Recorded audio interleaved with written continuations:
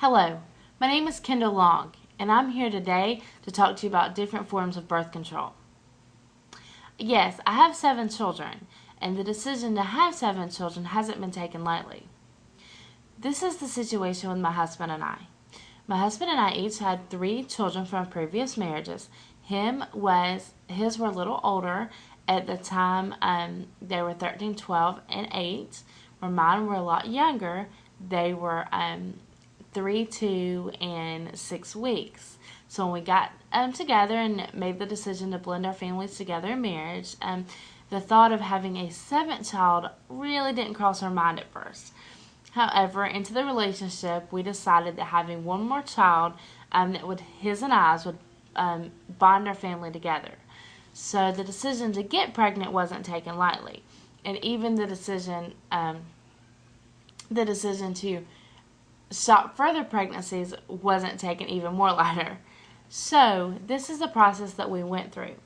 During the pregnancy, my husband and I considered several different options of permanent birth control for after the birth of our daughter, Emma. During the pregnancy, we first considered tubal ligation. Andrew Wells, MD, says that tubal ligation is a permanent and highly effective form of birth control. 99.9% effective with only a 1% chance of pregnancy, and that's usually during the first year. The process of tubal ligation is a fairly simple process that requires an incision on a female's abdomen. The female's fallopian tubes are burned, tied, or clamped in order to prevent the meeting of an egg and sperm.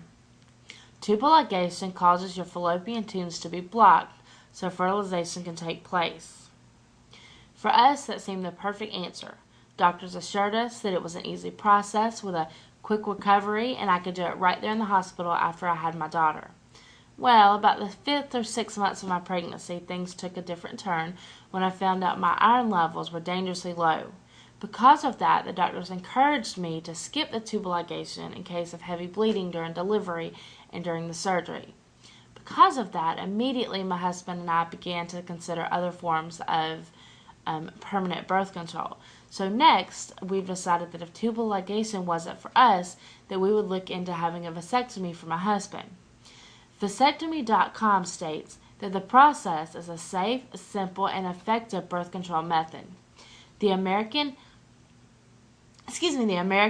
Academy of Family Physicians states that a vasectomy is a process that makes a man permanently unable to get a woman pregnant. The process involves cutting the 2 tubes called vas deferens so that sperm can no longer get into the semen. Studies show that only 1 out of 10,000 cases of vasectomies spontaneously reverse themselves. Being that it was such a high percentage rate for success, just like tubal ligation, my husband and I opted for that. Just weeks after the birth of our daughter, my husband went for the surgery. The whole surgery took 30 minutes. He was in and out, and within a matter of days, he was up and back working and walking around like nothing happened.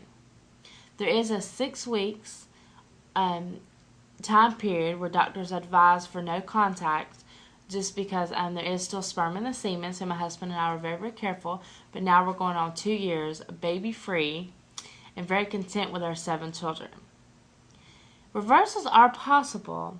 However, the surgeries are usually expensive and are most often not covered by insurance unless you can prove that it's for a health-related reason. With a vasectomy reversal, most men are able to ejaculate sperm, however, most often are unable to fertilize. So, even with the reversal, chances are very slim that pregnancy is going to take place. Couples need to consider future pregnancies when considering permanent forms of birth control, including tubal ligation and vasectomies. I just want to encourage people, especially young couples who may be business-oriented or maybe thinks family is not for them. I want you to consider semi-permanent forms of birth control versus permanent, because again, reversals are very hard to happen and to come about, and they're very expensive.